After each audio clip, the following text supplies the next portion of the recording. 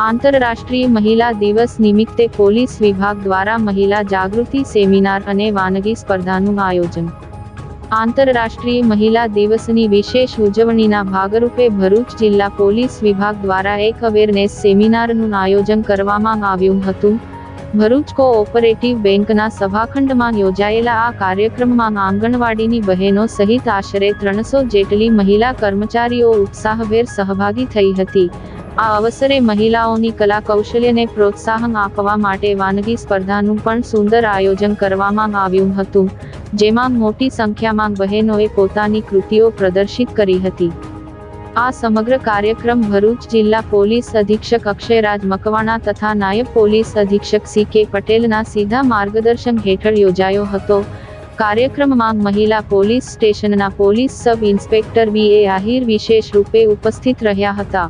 ઉપસ્થિત મહિલાઓને સંબોધતા તેમણે વર્તમાન સમયમાં વધતી ગુનાહિત ઘટનાઓ સામે સાવચેત રહેવા અનુરોધ કર્યો હતો। સેમિનાર દરમિયાન મહિલા સુરક્ષા, જાતીય શોષણ, છેડતી અને હેરાનગતિ જેવા સંવેદનશીલ વિષયો પર ઊંડાણપૂર્વક સમજ આપવામાં આવી હતી। ખાસ કરીને બાળકો અને મહિલાઓ માટે ગુડ ટચ બેડ ટચ ની સમજ તેમજ આજના ડિજિટલ યુગમાં વધતા સાયબર ક્રાઇમથી બચવા માટેના સુરક્ષાત્મક ઉપાયો અંગે વિસ્તૃત માર્ગદર્શન પૂરું પાડવામાં આવ્યું હતું। ભરૂચ પોલીસના આ સરાહનીય પ્રયાસને ઉપસ્થિત મહિલાઓએ આવકાર્યો હતો।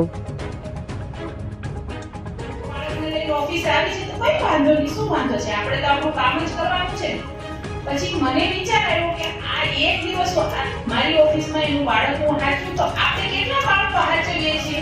મેં સંખ્યા મંગાવી, મેં કીધું આપણે કેટલા બાળક છે? તો કે મેડમ 32,000। અરે મેં કીધું 32,000 ને આંગણવાડીમાં રાખીએ છીએ તો એકને તો ઓફિસમાં રાખી શકીએ ને। શરૂઆતમાં જ નીરુબેને કહી દીધું કે આપણા માટેનો પોતાનો એક દિવસ શું કરવા ના ફાળવીએ, એટલે આપણા માટે પોતાની જાત માટે આપણે સમય કાઢીએ છીએ। અને અત્યારે ઉજવણીમાં જુઓ છો તો બહેનો દ્વારા જ ઉજવણીને એમાં બહેનો જ ભાગીદાર છે। ભાઈઓ તો આવ્યા છે પ્રેસ મીડિયાના લીધે, પણ સપોર્ટ કરવા પણ ભાઈઓ આવ્યા છે કે ભાઈ લાઇટ કેમેરા કઈ સેટ કરી આપે, ઇલેક્ટ્રિક વસ્તુ કરી આપે।